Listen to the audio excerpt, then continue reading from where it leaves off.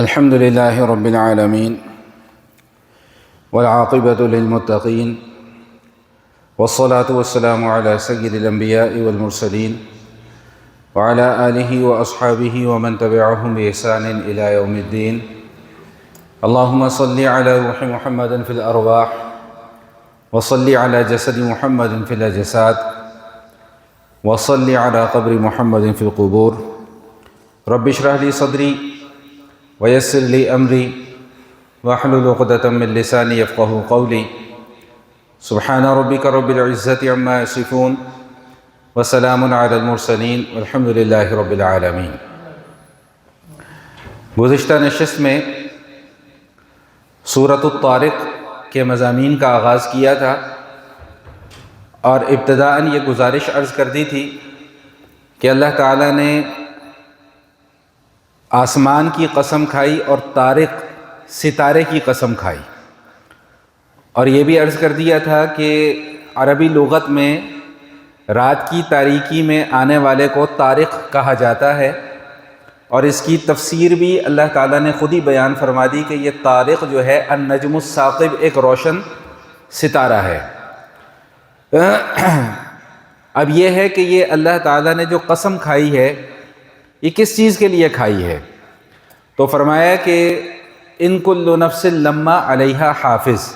قسم کھا کے جو بات بیان کی جا رہی ہے وہ یہ بیان کی جا رہی ہے کہ کوئی بھی جان ایسی نہیں ہے، کوئی بھی نفس ایسا نہیں ہے، کوئی بھی فرد ایسا نہیں ہے کہ جس پر ہم نے نگران مقرر نہ کر دیے ہوں۔ اس عنوان پر تفصیلی گفتگو ہم سورہ انشقاق میں انفطار میں پڑھ کر آ چکے ہیں کہ وَإِنَّ عَلَيْكُمْ لَحَافِظِينَ كِرَامًا كَاتِبِينَ يَعْلَمُونَ مَا تَفْعَلُونَ، کہ تمہارے اوپر فرشتے مقرر ہیں جو کرامن کاتبین ہیں، معزز فرشتے ہیں، لکھنے والے ہیں تمہارے نامہ اعمال کو، ایک دائیں ہاتھ پر ہے ایک بائیں ہاتھ پر ہے۔ یعلمون ما تفعلون، جو کچھ بھی تم کرتے ہو یہ سب جانتے ہیں۔ وہاں پر میں کافی تفصیل کے ساتھ اس عنوان پر گفتگو کر چکا ہوں۔ بہرحال خلاصتاً چند باتیں میں دوبارہ عرض کر کے پھر بات کو آگے لے کے چلتا ہوں۔ وہ فرمایا کہ ان کل نفس لما علیہا حافظ، تم میں سے کوئی بھی ایسا نہیں ہے کہ جس کے اوپر نگران یا محافظ مقرر نہ ہو۔ یہاں پہ علماء مفسرین فرماتے ہیں کہ اس کا مطلب یہ ہے کہ جس طرح اللہ تعالیٰ نے ہماری جان و مال کی حفاظت کے لیے فرشتے مقرر کیے ہیں، بالکل اسی طرح ہمارے اعمال کی حفاظت کے لیے بھی اللہ نے فرشتے مقرر کیے ہیں۔ یہ بات بھی ہم پہلے پڑھ کر آ چکے ہیں کہ اللہ تعالیٰ نے ہمارے ساتھ فرشتے مقرر کیے ہوئے ہیں جو ہماری جان کی حفاظت کرتے ہیں، جو ہماری مال کی حفاظت کرتے ہیں۔ اور میں نے یہ بات پہلے بھی عرض کی تھی کہ زندگی میں کئی مواقع ایسے آتے ہیں کہ ایسا محسوس ہوتا ہے کہ بس اب ہم گئے کیا گئے، لیکن اللہ تعالیٰ کو بچنے کا ایسا راستہ نکال دیتے ہیں کہ انسانی عقل دنگ رہ جاتی ہے کہ میں تو اس معاملے سے نکل ہی نہیں سکتا تھا، میں تو اس حادثے سے بچ ہی نہیں سکتا تھا۔ تو وہ فرشتے ہیں جو اپنی ڈیوٹی انجام دے رہے ہوتے ہیں۔ ہاں، اب کسی کے ذہن کے اندر یہ سوال نہ پیدا ہو کہ جی جب فرشتے ہمارے ساتھ لگے ہوئے پھر حادثہ کیوں ہو جاتا ہے؟ تو بھائی اگر تقدیر میں یہ بات لکھی ہوئی ہے کہ فلاں وقت میں فلاں دن میں فلاں کا فلاں جگہ پر حادثہ ہوگا، تو اس وقت پر وہ فرشتے اپنی جگہ چھوڑ دیتے ہیں، وہ حادثہ رونما ہو جاتا ہے، کیونکہ وہ ایک تقدیر کا فیصلہ ہے۔ اس پر بات پہلے بھی ہو چکی ہے، آگے کہیں مضمون آئے گا تو انشاءاللہ اس پر پھر دوبارہ تھوڑی سی گفتگو عرض کر دوں گا۔ تو فرمایا کہ ان کل نفس لما علیہا حافظ، ہر شخص پر، ہر فرد پر کوئی نہ کوئی نگران اللہ تعالیٰ نے مقرر کیا ہوا ہے۔ جس طرح ہماری جان و مال محفوظ ہے، اس طرح ہمارے اعمال بھی محفوظ ہیں۔ یعنی انسان یہ نہ سمجھے کہ میں جو کچھ بھی کر رہا ہوں اس کی کوئی نگرانی نہیں ہو رہی، یا میرے مرنے کے بعد میرے یہ اعمال جو ہیں وہ ختم ہو جائیں گے، حالانکہ ایسا نہیں ہے۔ اچھا، ایک بڑا پیارا نقطہ مفسرین نے لکھا ہے کہ اللہ تعالیٰ نے یہاں پر جو قسم کھائی وہ ستارے کی قسم کھائی، اور اس کے بعد اعمال کی حفاظت کا ذکر کیا۔ تو فرمایا کہ دیکھو جس طرح ستارہ چھپ جاتا ہے تو وہ ہماری نظروں سے چھپتا ہے لیکن اس کی روشنی ختم نہیں ہوتی۔ فرمایا کہ بالکل اسی طرح کہ جب انسان کا، اس کی جسم کا، اس کے روح کا آپس کا تعلق ختم ہو جائے، جسے ہم موت کہتے ہیں، تو وہ بظاہر تو موت واقع ہو جائے گی، لیکن جو اس کے اعمال پہلے کیے جا چکے ہیں وہ اعمال ویسے کے ویسے محفوظ رہیں گے، وہ اعمال ضائع نہیں ہوں گے۔ اور یہ جملہ بھی میں نے آپ حضرات کی خدمت میں عرض کر دیا تھا کہ یہ جو ہم آپس کی گفتگو کرتے ہیں نا، یہ تک لکھی جاتی ہے. پھر اس میں سے وہ گفتگو جس پر کسی نتیجے کا دار و مدار ہوتا ہے، جزا یا سزا کا دار و مدار ہوتا ہے، وہ باقی رہ جاتی ہے، اور جو باقی ادھر ادھر کی گفتگو ہے وہ ختم کر دی جاتی ہے. میں نے اس کی ایک مثال بھی یہ عرض کر دی تھی کہ جیسے ہم کہتے ہیں اچھا یار میں آ رہا ہوں، میں جا رہا ہوں، میں اٹھ رہا ہوں، میں بیٹھ رہا ہوں، میں کھانا کھا رہا ہوں، میں پانی پی رہا ہوں، یہ گفتگو بھی لکھی جاتی ہے ہماری. لیکن چونکہ یہ ایسی گفتگو ہے کہ جس پر کسی نتیجے کا دار و مدار نہیں ہے، کسی جزا یا سزا کا دار و مدار نہیں ہے، اس لیے اس کو ہٹا دیا جاتا ہے. ہاں اگر کسی نے خدا نہ خواستہ جھوٹ بولا تو وہ باقی رہے گا، کیوں؟ اس کے اوپر جزا اور سزا کا دار و مدار ہے. کسی نے کسی کی غیبت کی وہ باقی رہے گی، کسی نے کسی کی چغلی کی وہ باقی رہے گی، الا یہ کہ کوئی توبہ نہ کر لے. تو فرمایا کہ جس طرح ہماری جان محفوظ ہے اس طرح ہمارے اعمال بھی محفوظ ہیں، اور ان کی بڑی کڑی نگرانی ہو رہی ہے. اور یہ بات بھی آپ حضرات کے علم میں اضافے کے لیے عرض کر دوں، ابھی گزشتہ نشست میں بھی یہ بات ہوئی تھی جہاں پر لوح محفوظ کا تذکرہ آیا تھا سورہ بروج کے آخر میں. تو وہاں پر میں نے کیا عرض کیا تھا کہ اس کائنات کے بننے سے پہلے اللہ نے لوح محفوظ میں سب کچھ لکھ دیا. یہ آج کا دن میرا آپ کا یہاں پر بیٹھنا، آمنے سامنے گفتگو کرنا، یہ بھی لوح محفوظ میں آج سے ہزاروں لاکھوں یا جتنے سال پہلے بھی کائنات کی تخلیق ہوئی ہے، یا جب بھی اللہ نے لوح محفوظ کی تخلیق فرمائی ہے، یہ لکھا جا چکا ہوا ہے. تو جو ہم اعمال کر رہے ہیں، جو کر چکے ہیں، جو ہم نے کرنے ہیں، وہ بھی سب لوح محفوظ کے اندر لکھے ہوئے ہیں. تو پہلا ریکارڈ جو ہمارا محفوظ ہے وہ لوح محفوظ میں. دوسرا ریکارڈ جو ہمارا محفوظ ہے یا کیا جا رہا ہے وہ فرشتے کر رہے ہیں اپنے اپنے رجسٹروں میں. وہ کیسے کر رہے ہیں؟ وہ ایک غیبی نظام ہے. اب کوئی بندہ پوچھے کہ جی ہماری عقل میں تو یہ بات آتی نہیں، تو اس کا میں تو اپنے انداز سے یہ جواب دیا کرتا ہوں بھائی تمہاری اتنی چھوٹی سی عقل ہے، اس میں اتنی بڑی بات نہیں آ سکتی. بھائی بات سمجھ رہے ہیں کہ نہیں سمجھ رہے؟ اور پھر دوسری بات یہ ہے کہ ہمارے دین کے جو احکام اور مسائل ہیں ان کا دار و مدار عقل پر ہے ہی نہیں، ان کا دار و مدار تو نقل پر ہے. نہیں سمجھے بات؟ دیکھیں اللہ نے کیا بتایا کہ لوح محفوظ ہے. آپ نے دیکھا لوح محفوظ؟ آپ نے دیکھا کسی نے دیکھا لوح محفوظ؟ نہیں، میں نے بھی نہیں دیکھا. لیکن ہمارا کیا ہے بھائی اس کے اوپر؟ یہ نقل ہے. ہمارا تو دین چل ہی نقل کے اوپر رہا ہے. آپ نے قرآن نازل ہوتے ہوئے دیکھا ہے؟ آپ نے حضور علیہ الصلوۃ والسلام کو دیکھا ہے؟ آپ نے صحابہ کرام کو دیکھا ہے؟ آپ نے جنت دوزخ دیکھی ہے؟ آپ نے اللہ کو دیکھا ہے؟ نہیں دیکھا. لیکن ہمیں ایک سچے بتانے والے نے بتایا کہ بھئی اللہ ہے. ہم نے کہا جی ٹھیک ہے، بالکل ہمارا ایمان ہے اس کے اوپر. نبی مکرم نے بتایا کہ بھئی جنت ہے، جو نیک اعمال کرے گا وہ جنت میں جائے گا. ہم نے کہا جی ٹھیک ہے جنت ہے. فرمایا کہ دوزخ ہے. ہم نے کہا جی ٹھیک ہے، کسی نے دیکھا نہیں ہے. تو یہ ہمارے تو دین کی پوری بنیاد ہی کس کے اوپر چل رہی ہے؟ نقل کے اوپر چل رہی ہے، عقل کے اوپر ہے ہی نہیں. اس لیے یہ سوال ہی پیدا نہیں ہوتا کہ جی فلاں مسئلہ میری عقل میں نہیں آتا. بھائی نہیں آتا تو نہیں آتا، بھائی تمہاری عقل میں نہیں آتا تو نہیں آتا. اب ہم اس کے ذمہ دار تو نہیں. اچھا پھر ایک جواب اور اللہ پاک نے میرے دل میں اس بات کا ڈالا کہ دیکھو میں کہتا ہوں جی میری عقل، تو میری عقل محتاج ہے میرے وجود کی. بھائی سمجھیں ذرا اس بات کو. میں کہتا ہوں میری عقل، تو میری عقل کب ہوگی؟ جب میں موجود نہیں ہوں. تو اس کا مطلب میری عقل بھی موجود. تو ایک ایسی چیز جس کا وجود خود محتاج ہے اس کو میں اور آپ دلیل کیسے بنا سکتے ہیں؟ بھئی پلے پڑی بات کہ نہیں پڑی؟ بھئی میں ختم، میری عقل بھی کیا ہو گئی؟ بھئی ختم. میری ساری سوچنے سمجھنے کی صلاحیتیں بھی کیا ہو گئیں؟ میرا وجود ہے تو میری سوچنے سمجھنے کی بھی صلاحیت ہے، میری عقل بھی ہے، میرا ذہن بھی ہے، میرا دل اور دماغ بھی کام کرے گا. لیکن اگر میرا وجود ہی باقی نہیں رہتا تو نہ میری عقل، نہ میرا ذہن، نہ میری سوچ، نہ میرا ادراک، نہ میرا فہم، نہ میرا شعور، نہ میرا دل، نہ میرا دماغ وہ کسی کام کا نہیں. تو جو چیز خود محتاج ہے اس کو کیسے دلیل بنایا جا سکتا ہے؟ اس لیے ہم کہتے ہیں کہ بھائی دین کے کسی مسئلے کا دار و مدار عقل پر ہے ہی نہیں. دین کے ہر مسئلے کا دار و مدار کس پر ہے بھائی؟ نقل پر ہے. اور وہ جب نقل ہوتی ہوئی بات ہم تک پہنچ جائے تو ہمیں اس کو ماننا پڑے گا. نہیں مانیں گے تو وہ ہماری اپنی خرابی ہے. تو بات سمجھ میں آ گئی؟ تو اب یہ فرشتے ہماری نگرانی کر رہے ہیں، ہمارے نامہ اعمال کو لکھ رہے ہیں. کہاں لکھ رہے ہیں؟ کیسے لکھ رہے ہیں، اس کو کیسے محفوظ کیا جا رہا ہے، لوح محفوظ میں وہ کیسے لکھا ہوا ہے، بھائی یہ ساری کی ساری باتیں جو ہیں ہماری عقل سے ماوراء ہیں۔ اگر یہ ہماری عقل میں آ جاتی ہیں ان کو تب بھی ماننا پڑے گا، اگر عقل میں نہیں آتی ان کو تب بھی ماننا پڑے گا، ان پر ایمان رکھنا پڑے گا۔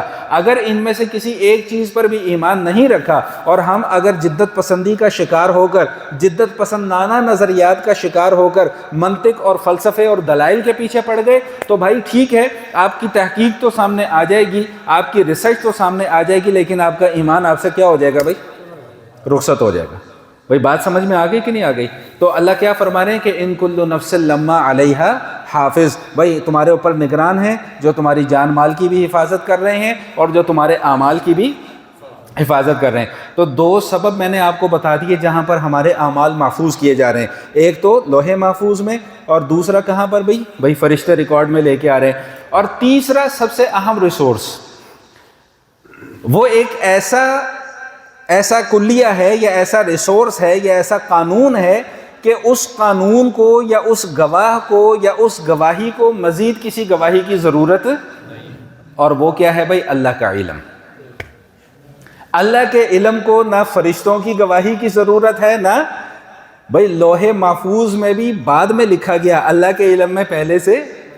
تو اللہ کا علم ایک ایسا تگڑا ریسورس ہے کہ جس کو نہ فرشتوں کی ضرورت ہے نہ فرشتوں کی لکھت کی ضرورت ہے، کسی چیز کی ضرورت نہیں ہے۔ پھر کسی کے ذہن میں یہ سوال پیدا ہو، پھر اتنا یہ سارا جھنجھٹ اٹھانے کی ضرورت کیا ہے بھائی کہ لوح محفوظ میں بھی لکھا جا رہا ہے، فرشتے بھی جو ہیں جی وہ محفوظ کر رہے ہیں۔ تو بھائی یہ اس لیے لکھا جا رہا ہے کہ کل قیامت والے دن میں اور آپ اپنے کیے سے منکر نہ ہو سکیں۔ سمجھ میں آئی بات؟ یہ میرے لیے لکھا جا رہا ہے، یہ آپ کے لیے لکھا جا رہا ہے کہ کل کو جب ہمارا کٹھا چٹا سامنے آئے، جزا اور سزا کے فیصلے ہوں، اور میں اٹھ کر یہ کہوں کہ جی میں اس سزا کو نہیں مانتا، اول تو اتنی کسی کی جرت نہیں ہوگی، میں سمجھانے کے لیے ایک بات کر رہا ہوں کہ کل کو میں اللہ کی عدالت میں کھڑا ہو کے یہ کہوں اللہ ایسا وقت نہ لے کے آئے، میں اپنا تذکرہ صرف اس لیے کر رہا ہوں کہ ایک بات سمجھ میں آسانی کے لیے، کہ میں کل کو اللہ کے دربار میں کھڑا ہو کے یہ کہوں کہ جی میں اس نتیجے کو نہیں مانتا، مجھ پر گواہ پیش کیے جائیں پھر میں مانوں گا۔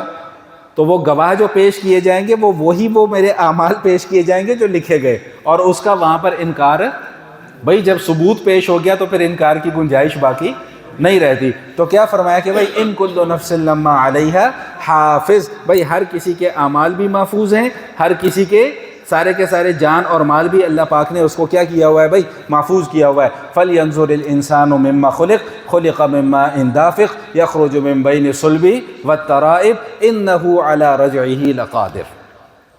سارا قرآن کا مدعا، ہم پچھلے کئی جمعوں سے یہ بات پڑھتے چلے آ رہے ہیں کہ سارا کا سارا قرآن کا مدعا اور سارے کے سارے قرآن کی دلیل کس بات پر چل رہی ہے کہ بھئی تم نے مرنا ہے، مرنے کے بعد دوبارہ کیا ہونا ہے بھئی؟ زندہ۔ یہاں پہ بھی اللہ یہی سمجھا رہے ہیں کہ فَلْيَنْظُرِ الْإِنسَانُ مِمَّا خُلِقَ، انسان تو دیکھ تو صحیح کہ تجھے پیدا کیسے کیا ہم نے۔ خُلِقَ مِن مَّاءٍ دَافِقٍ، ایک اچھلنے والے پانی سے ہم نے پیدا کیا۔ زیادہ مجھے میرے خیال ہے اس کی تفصیل میں جانے کی ضرورت نہیں۔ جس مادے سے انسان کی تخلیق ہوتی ہے وہ مادہ انسان کے جسم سے اچھل کر نکلتا ہے۔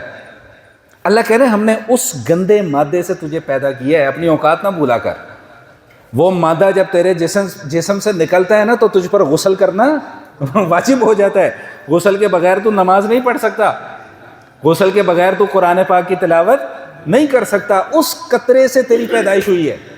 خلق من ماء دافق یخرج من بین الصلب والترائب، اللہ فرما رہے ہیں کہ وہ پانی نکلتا کہاں سے ہے؟ مرد کی پشت سے اور عورت کے سینے سے نکلتا ہے۔ جا کر کسی طبی معالج سے اس کی تفصیل پوچھ لیں، وہ انشاءاللہ آپ کو مزید ڈیٹیل بتا دے گا جو قرآن نے 1400 سال پہلے بتا دی ہے کہ وہ باپ کی پشت میں ہوتا ہے، مرد کی پشت میں وہ پانی ہوتا ہے۔ تیرا کوئی وجود نہیں تھا انسان، تو اپنے باپ کی پشت میں تھا، کوئی تجھے جانتا نہیں تھا۔ هل اتى على الانسان حين من الدهر لم يكن شيئا مذكورا، انسان تیری کوئی حیثیت نہیں تھی، تجھے کوئی جانتا ہی نہیں تھا۔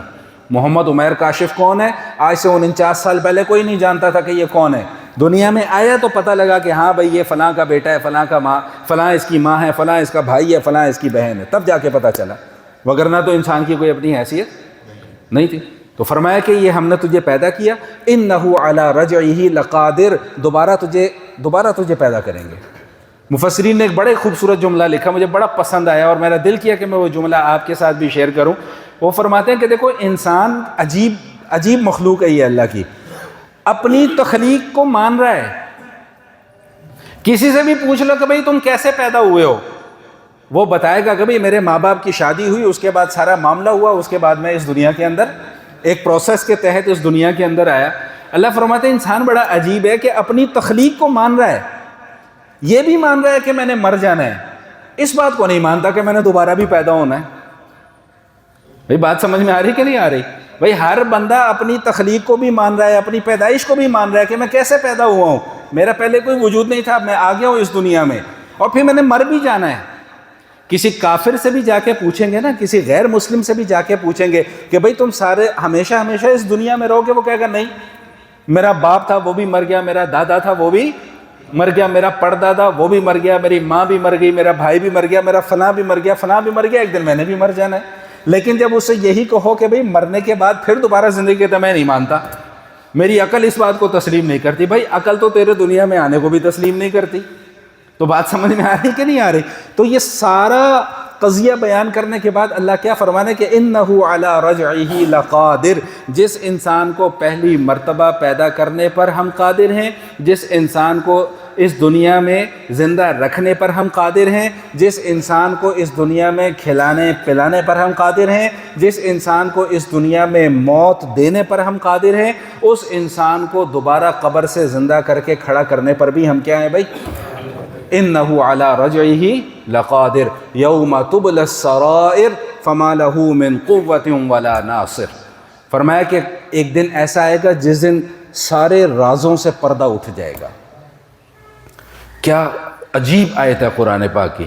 اچھا یہ مزے کی بات یہ ہے، دیکھو قرآن کے ساتھ جب تعلق جڑتا ہے نا تو بڑا دماغ کھلتا ہے، ذہن بڑا کھلتا ہے۔ پتہ نہیں 23-24 سال ہو گئے مجھے امامت کرتے ہوئے، الحمدللہ 23-24 سال، اور پتہ نہیں میں نے کوئی ہزاروں مرتبہ یہ صورت نمازوں میں پڑھی ہوگی، مغرب میں، کبھی عشاء میں، ہزاروں مرتبہ پڑھی ہوگی، لیکن کبھی اس آیت کی طرف ذہن ہی نہیں گیا۔ اب جب مطالعہ کیا بیان کرنے کے لیے تو دماغ میں کہ 14 طبق جو ہے نا وہ روشن ہو گئے کہ یہ اللہ کا قرآن ہمیں کہہ رہا ہے، یوم تبلی السرائر، بھائی اس دن سارے کے سارے رازوں سے پردہ اٹھ جائے گا۔ اور وہ کون سے راز ہیں؟ وہی راز جو ابھی میں پہلے بات کر کے آیا ہوں، جو لکھے جا رہے ہیں، اس دن ان رازوں سے پردہ اٹھ جائے گا۔ اچھا اب اس میں سے بعض راز تو ایسے ہوں گے جو باعث مسرت ہوں گے، جو ہمارے لیے خوشی کا سبب بن جائیں گے، اور بعض راز ایسے ہوں گے جو کہیں خدا نخواستہ ہمارے لیے شرمندگی کا سبب نہ بن جائیں۔ مسرت والے راز کون سے ہوں گے؟ وہ نیاز کی باتیں جو میں اپنے اللہ سے رات کو چھپ چھپ کے کرتا ہوں، کوئی دوسرا مجھے دیکھنے والا نہیں ہوتا۔ یہ مجلس ایسی ہوگی کہ جس پر انسان قیامت والے دن خوشی کا اظہار کرے گا کہ میں نے ایسے وقت میں اللہ کی عبادت کی ہے، ایسے وقت میں نے اللہ کو یاد کیا ہے کہ جب مجھے کوئی دوسرا دیکھنے والا نہیں ہے، میں ایسا صدقہ و خیرات کیا کرتا تھا کہ کسی کو کانوں کان خبر نہیں ہوتی تھی۔ یہ ایسے راز ہوں گے۔ میں ایسے وقت میں تلاوت کیا کرتا تھا کہ کانوں کان کسی کو خبر نہیں ہوتی تھی کہ میں اللہ کی تلاوت کر رہا ہوں، میں اللہ سے باتیں کر رہا ہوں، میں اللہ سے راز و نیاز کر رہا ہوں۔ میں ایسی انداز میں تسبیح کیا کرتا تھا کہ کسی کو کانوں کان خبر نہیں ہوتی تھی کہ میں اللہ کی تسبیح بھی کر رہا ہوں۔ تو یہ وہ راز ہیں جن سے پردہ اٹھایا جائے گا، اور جب پردہ اٹھے گا تو یہ راز ہمارے لیے باعث مسرت ہوں گے، اور بعض راز ایسے ہوں گے جو ہمارے لیے باعث ندامت ہوں گے، باعث شرمندگی ہوں گے۔ 7 پردوں میں چھپ کر میں کوئی گناہ کا کام کر رہا ہوں، میں سمجھتا ہوں کہ مجھے کوئی دیکھ نہیں رہا، میں سمجھتا ہوں کہ میں جو یہ کام کر رہا ہوں اس پر کوئی گواہ نہیں ہے۔ ابھی حالانکہ میں تفصیل سے بات کر کے آ چکا کہ 3 گواہ تو میں نے آپ کو گنوا دیے، باقی جس جگہ پر گناہ ہو رہا ہے وہ جگہ بھی گواہ ہے، جس جگہ پر نیکی کا کام ہو رہا ہے وہ نیکی کے لیے گواہ ہے۔ یہ مسجد جس کا ایک ایک پتھر، اس کی ایک ایک اینٹ انشاءاللہ ثم انشاءاللہ جہاں پر کھڑے ہو کر ہم نے نماز پڑھی ہوگی وہ جگہ بھی گواہی دے گی کہ یا اللہ اس نے مجھ پر کھڑے ہو کر نماز پڑھی تھی۔